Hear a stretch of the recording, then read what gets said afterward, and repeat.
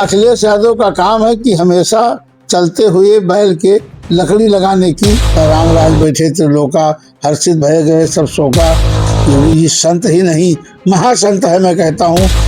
पश्चिम बंगाल में योगी जी की रैलियां हुई है, जन सैलाब उमड़ पड़ा है। मुसलमानों का आरक्षण किस बात का है, जब हमारे देश का 1947 में बंटवारा हो गया। समान रूप से सबको आरक्षण देने की बात हमारे प्रधानमंत्री जी ने कही है। नहीं, धर्म के आधार पर होना भी नहीं चाहिए, धर्म के आधार पर कोई आरक्षण नहीं होना चाहिए। हम नमस्कार दर्शकों, मैं हूं अर्जुन मिश्रा। आप देख रहे हैं विराट न्यूज 24 लाइव चैनल। इस समय हमारे साथ मौजूद हैं वर्तमान विधायक 290 विधानसभा श्रावस्ती के श्री रामचरण पांडे जी। आज हम इनसे जानेंगे, क्योंकि जिस प्रकार से संसद में पूरा देश देख रहा था और देश की पूरी महिलाएं देख रही थी कि किस प्रकार से विपक्षी दलों ने ठहाके और हंसी लगा के पूरी तरह से महिला बिल जो पेश किया गया, नारी बंधन जो प्रधानमंत्री नरेंद्र मोदी जी ने पेश किया, उसका पूरी तरह से जब विफल रहा तो किस प्रकार से विपक्षी दलों ने ठहाके लगाए, मेज थपथपाए और प्रधानमंत्री नरेंद्र मोदी जी ने पूरी तरह से संबोधन भी किया राष्ट्र को कि महिलाओं के आरक्षण और महिलाओं को हक मिलने का जो हमने प्रक्रिया अपनाया था वो हम अपनाते रहेंगे। लेकिन जो विपक्षी हैं, पूरी तरह से सपा, कांग्रेस और टीएमसी के लोगों ने जिस प्रकार से महिलाओं का विरोध किया आरक्षण के लिए, उस पर आज हम विधायक जी से चर्चा करेंगे। विधायक जी, आपका स्वागत। विधायक जी, जैसा ये लोग विरोधी दलों ने जिस प्रकार से मेज थपथपाई, जिस प्रकार से ये लोग कह रहे हैं कि मोदी की हार हुई है, जबकि महिलाओं का जो आरक्षण था उसको पूरी तरह से बाइकाट किया इन लोगों ने। नमस्कार, इसमें मोदी की कोई हार नहीं हुई है। हार तो हुई उन विपक्षियों की जिन्होंने महिलाओं के बिल के लिए, इनको तो सर्वसम्मत से समर्थन देना चाहिए था, लेकिन इनके पेट में खुजली हो रही है कि अगर इसको मोदी जी पास कर देंगे तो हम लोग सत्ता से बेदखल हो जाएंगे। और जहाँ जहाँ इनकी सरकारें कांग्रेस की, वो सब नेस्तनाबूद होती जा रही हैं। जो लोग, रही बात समाजवादी पार्टी की, जो अपने परिवार की रक्षा नहीं कर पाया, यादव की रक्षा अपने परिवार की नहीं कर पाई है।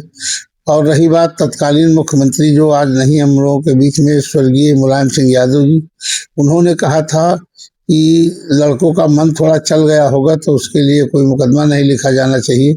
हमेशा से वो लोग दोहरी राजनीति किए हैं। तो जब प्रदेश का मुखिया इस तरीके की बात कहा है तो महिला बिल पेश कहाँ से होने देंगे। इन लोगों के पेट में सांप लौट रहे हैं। और रही बात कांग्रेस की, कांग्रेस तो हमेशा दोहरी राजनीति किया है। अभी तक राम मंदिर मुद्दा को लेकर के लोग राजनीति करते थे, लेकिन उस मुद्दे को मोदी जी ने समाप्त कर दिया। इनकी राजनीति खत्म हो गई। कश्मीर से धारा 370 और 35 से समाप्त करके देश में एक निशान, एक प्रधान, एक संविधान लागू करके पूरी कांग्रेस की राजनीति को खत्म कर दिया। इनके पास कोई मुद्दा नहीं है। और रही बात महिला नारी बंधन का, जो बिल हमारे प्रधानमंत्री जी लेकर के आए, इन लोगों को तो पूर्ण बहुमत से, सर्वसम्मत से दे देना चाहिए। इसमें इनकी बहुत बड़ी जीत हो जाती कि अगर जहां नारियों के सम्मान में इनको खड़ा होना चाहिए, कि इनको लगता, समाज में लगता, पूरे देश को लगता कि नारी के सम्मान में सर्वदलीय नेताओं ने इसका सम्मान किया है, तो इससे तो इन्होंने जो डफोर संखी नीति अपनाई है, जो मेज थपथपा दिया, इन्होंने महिलाओं के गले पे छुरा रखने का काम किया है। पूरे देश की जनता जानती है। और आने वाले दिन में इन लोगों का पूरी तरीके से सोपड़ा साफ होकर के पूर्ण बहुमत से और 2/3 बहुमत से मोदी जी की सरकार पुनः आएगी और ये बिल पास होके ही रहेगा। क्योंकि मोदी जी ने जो नारा दिया है कि हम इस बिल को पास करेंगे और नारियों के सम्मान के लिए, नारी के स्वावलंबन के लिए, नारी के सम्मान के लिए, इस तरीके से मोदी जी लगे हुए हैं। तो मोदी जी की जो निगाह है, मोदी जी की जो सोच है, मोदी जी की जो विचारधारा है, वो अपने आप में एक अद्वितीय है। और रही बात, किसी एक तथाकथित नेता ने हमारे योगी जी के ऊपर एक टिप्पणी उठा दिया कि नकली संत हैं। जी, अखिलेश यादव ने उठाया था कि नकली संत हैं। जैसे रावण जो है नकली संत बन के माता सीता जी का हरण किया था, तो इसी प्रकार से यूपी में योगी जी नकली संत जैसे हैं। देखिए, वो संत नहीं बन के गया था, रावण तो एक भिखारी बन करके गया था। और जिस तरीके से मायावी जाल रच करके गया तो उसका सर्वनाश हुआ। तो योगी जी हमारे संत थे, संत हैं और संत रहेंगे। और योगी जी के नेतृत्व में जिस तरीके से 10 वर्षों में उत्तर प्रदेश में राम राज की स्थापना किया है, कानून का राज बना करके, जितने भी उपद्रवी लोग थे, जितने आताताई लोग थे, जितने माफिया लोग थे, सारे लोगों का सफाया हो चुका है। या तो जेल की शिक्षों में चले गए हैं और या तो प्रदेश छोड़ के चले गए हैं। उससे जो बचे हैं वो ऊपर वाले को राम नाम सत्य करके वो ऊपर वास कर रहे हैं देवलोक में। यहाँ पे योगी जी के राज में जिस तरीके से मर्यादा पुरुषोत्तम राम ने कहा था, राम राज बैठे त्रिलोका, हर्षित भय गए सब शोका, जिस तरीके से कहा था, राम राज की स्थापना योगी जी के राज में पूरे उत्तर प्रदेश में हुई है। इसमें कोई अतिशयोक्ति नहीं है। योगी जी संत ही नहीं महासंत है, मैं कहता हूँ। इतना ये उत्तर प्रदेश वालों का एक सौभाग्य है। अभी आप देखिए कि जिस तरीके से पश्चिम बंगाल में योगी जी की रैलियां हुई है, जन सैलाब उमड़ पड़ा है। नारियों नरों का, दोनों लोगों का, महिलाओं का, भाइयों का जन सैलाब उमड़ पड़ा है। योगी जी को संत नहीं महासंत हैं। और ये कहना बहुत बड़ा कह करके अपने आप में इस समाज को एक कुंठित करने का काम किए हैं। एक सवाल हम आपसे और जानना चाहेंगे कि जिस प्रकार से आपने भी देखा कि संसद में अखिलेश यादव ने खासकर मुसलमानों के लिए आरक्षण, महिलाओं या मुसलमानों के लिए उन्होंने मांग किया कि मुस्लिमों के लिए भी आरक्षण होना चाहिए, तो ऐसी दशा में क्या कहना चाहिए? देखिए, मुसलमानों का आरक्षण किस बात का है? जब हमारे देश का 1947 में बंटवारा हो गया और पाकिस्तान में विलय हो गए, जो लोग यहाँ रह गए तो उनका कोई आरक्षण नहीं बनता है। हम समाज को एक तरीके से जितने भी लोग इस देश में रहने वाले हैं, सबका साथ, सबका विकास, सबका विश्वास और सबका प्रयास का नारा चरितार्थ करते हुए समान रूप से सबको आरक्षण देने की बात हमारे प्रधानमंत्री जी ने कही है, जो सर्वोपरि है। सर्वोपरि जैसे कि अमित शाह जी ने कहा कि हम धर्म के आधार पर हम देश में आरक्षण नहीं दे सकते। नहीं, धर्म के आधार पे होना भी नहीं चाहिए। धर्म के आधार पे कोई आरक्षण नहीं होना चाहिए। हम तो समान रूप से आरक्षण देने का काम करेंगे। जो उस पात्रता में आता हो, चाहे वो हिंदू हो, मुसलमान हो, सिख हो, ईसाई हो, सबको मिलेगा।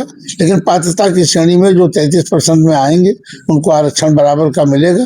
इसमें जाति धर्म का कोई मसला नहीं है। जब विधायक जी, जब सभी महिलाओं को आरक्षण मिल रहा है 33%, तो उसमें सभी वर्ग की महिलाएं आ गई, किसी जात की मतलब तो रह नहीं गया। जात का कोई मतलब नहीं। तो इसमें फिर अखिलेश यादव का काम है कि हमेशा चलते हुए बैल के लकड़ी लगाने की, कि किसी तरीके से मामले को उकसाया जाए। सही काम भी नहीं करने देते हैं, क्योंकि हमेशा जिंदगी भर वो गलत काम किए हैं, इसलिए उनको गलत काम में रास आ रही है। अगर उनको रास ना आती तो सही काम पे इनको समर्थन देना चाहिए। सही काम के लिए समर्थन देना चाहिए। तो दर्शकों, विधायक जी बहुत ही बेबाक इंटरव्यू देते हैं और पूरी तरह से प्रभावशाली और कर्मठ और जुझारू विधायक जी हमारे रामचरण पांडे जी 10 वर्षों से लगातार आप यहाँ के विधायक हैं विधानसभा श्रावस्ती के। विकास की बात करें तो विकास बहुत बेहतर इनका रहा है।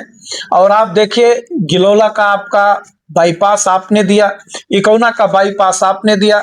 इकौना में आरसीसी इंटरलॉकिंग बेहतर तरीके से जो चल रहे हैं, बड़े बड़े जो है नाले बनाए जा रहे हैं। इकौना का बेहतर विकास हो रहा है और चल भी रहा है बेहतर तरीके से, क्योंकि मैंने देखा है कि जनपद श्रावस्ती विधानसभा का जो विकास 10 वर्ष पहले मैंने देखा था कि कभी नहीं हो पाया था। एक भांबेपारा का पुल बनवाना था, उसको बनाने में 20 वर्ष लग गए थे, लेकिन विधायक जी ने लगातार प्रयास किया और आवाज को विधानसभा में उठाया।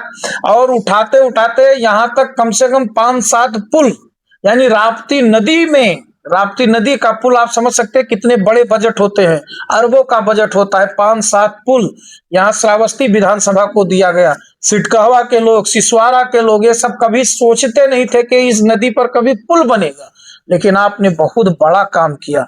इतना बड़ा काम किया क्योंकि हम क्षेत्र में चलते हैं, हम देखते भी हैं, आप दर्शक जानते भी हैं, क्योंकि मैं देवी पाटन मंडल पूरे विधानसभा 23 विधानसभाओं में मैं चल रहा हूं और देख रहा हूं कि किसका कार्य प्रणाली कैसा है। तो जो लोग भी कह रहे हैं, कहने वालों का काम है कहना, क्योंकि विरोधी जो अपोजिट होता है वो तो अपना आवाज उठाएगा। तो विधायक जी का काम बेहतर रहा है। और आज जिस प्रकार से इन्होंने बेबाक इंटरव्यू दिया, संसद में जो बिल पेश किया गया महिला आरक्षण के लिए, महिला के लिए, और 33% पर जिस प्रकार से विरोध हुआ उस पर आपने विरोध जताया, जिस प्रकार से अखिलेश यादव ने टिप्पणियां की, जिस प्रकार से उन्होंने धर्म के आधार पर मुसलमानों के लिए आरक्षण मांगा।